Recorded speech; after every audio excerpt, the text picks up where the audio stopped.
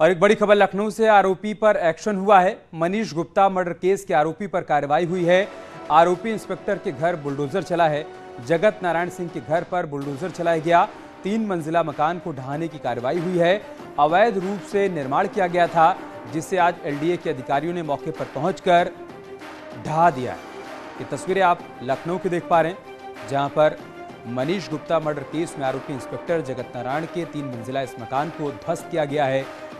दरअसल अवैध तरीके से इसका निर्माण किया गया था। कई बार प्राधिकरण की तरफ से नोटिस जारी किया गया, कोई जवाब नहीं मिलने पर आज इसके ध्वस्तीकरण की कार्रवाई की गई है।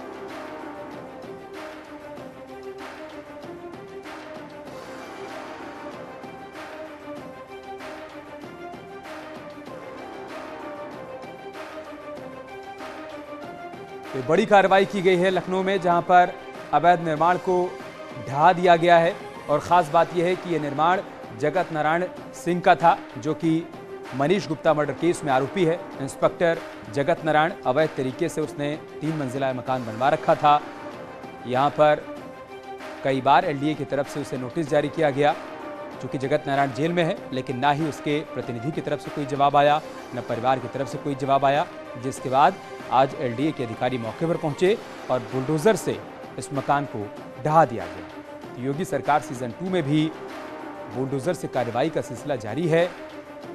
अपराधियों और माफियाओं पर एक तरफ शिकंजा कसा जा रहा है, तो साथ ही साथ ये संदेश भी दिया जा रहा है कि अगर कोई भी अवैध तरीके से निर्माण करवाएगा या गलत गतिविधियों में संलिप्त होगा तो उस पर कार्रवाई की जाएगी, फिर चाहे वो सिस्टम के भीतर हो या फिर अपराधी या माफिया।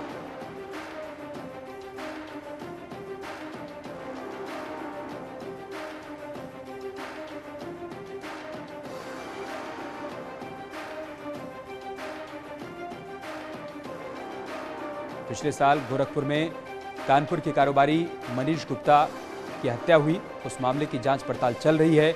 उसमें आरोपी इंस्पेक्टर जगत नारायण सिंह ने लखनऊ में अवैध तरीके से निर्माण कर रखा था और अब उसे ध्वस्त कर दिया गया है। मनीष गुप्ता की पत्नी मीनाक्षी गुप्ता इस वक्त हमारे साथ जुड़ चुकी हैं। मीनाक्षी जी, लखनऊ में आज कार्रवाई हुई है। आपके पति मनीष गुप्ता मर्डर केस में आरोपी जगत नारायण के मकान को ढहा दिया गया है, अवैध तरीके से उसका निर्माण करवाया गया था, क्या प्रतिक्रिया आपकी?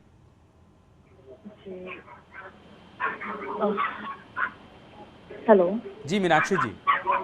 जी, एक्चुअली मुख्यमंत्री जी, माननीय मुख्यमंत्री जी का बहुत सहयोग रहा है। एक बड़े भाई की बहुत अच्छी भूमिका उन्होंने निभाई है। जो केस का है, इंसाफ की बात हो तो चलेगा ही, लेकिन इन सब प्रतिक्रियाओं से एक साहस बनता है, एक प्रोत्साहन मिलता है कि सरकार पूर्ण रूप से हमारे साथ है और वो इंसाफ दिलाने में हमारे साथ है। वो कहीं से भी गुनहगारों का साथ नहीं दे रही है। तो ये मैसेज होना भी बहुत अपने में एक सपोर्ट होता है। सही बात है। तो ये जो कार्रवाई वहाँ पे हुई है, उससे मुझे एक प्रोत्साहन मिलता है, एक समर्थन मिलता है। जो इनडायरेक्टली आ रहा है उसके लिए बहुत बहुत शुक्रिया। इनडायरेक्टली का डायरेक्टली आ रहा है कि जो गुनाहगार हैं, जिन्होंने ऐसा किया है, इनको बख्शा नहीं जाएगा। धीमे धीमे स्टेप उठ रहे हैं, तो एक साहस बनाता है। मीनाक्षी जी, तमाम लोगों ने आशंका उस वक्त जाहिर की थी कि चूंकि आरोपी जो हैं वो पुलिस वाले हैं, लिहाजा उनके ऊपर उस तरीके से शिकंजा कसा नहीं जाएगा। तो एक तो उन लोगों को जेल भेजा गया और साथ ही साथ उन लोगों ने अवैध तरीके से जो कुछ भी निर्माण करवा रखा था, संपत्ति अर्जित कर रखी थी, उस पर भी कार्रवाई हो रही है। तो जिन लोगों के मन में आशंकाएं थे, क्या उनको भी एक प्रकार का जवाब मिल रहा है इस कार्रवाई के जरिए? जी बिल्कुल, बहुत लोगों के मन में आशंकाएं थी। इवन मैं भी डरी हुई थी। आशंकाएं तो नहीं कहूंगी, बट हाँ, मुझे भी उन लोगों की बातें सुन सुन के एक मन में डर आ रहा था कि क्या ऐसा हो जाएगा, अब क्या होगा, मैं कहाँ कैसे अब क्या लड़ूंगी।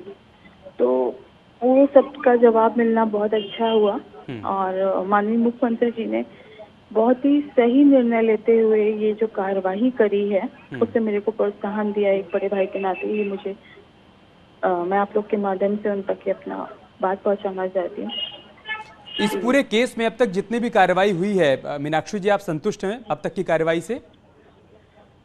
जी, अफकोर्स मुख्यमंत्री जी के सपोर्ट की ही वजह से यहाँ तक हूँ। तो संतुष्ट वर्ड अगर मैं बोलूँ तो मुख्यमंत्री जी के लिए बोलूँगी। मैं सिर्फ और सिर्फ गोरखपुर पुलिस से संतुष्ट नहीं हूँ। बाकी कानपुर एसआईटी टीम ने भी अच्छा काम किया, सीबीआई ने भी ठीक काम किया है और मुख्यमंत्री जी की ही कॉल की वजह से मेरी एफआईआर लिखी गई थी वहाँ पर गोरखपुर में, एक्सेप्ट नहीं कर रहे थे। तो सारी बातों को ध्यान देते हुए मैं ये कहूँगी, हाँ पैरवी चल रही है। बस मेरा लास्ट जो अभी इस समय उद्देश्य है वो यही है कि मनीष के गुनाहगारों को सजा मिले।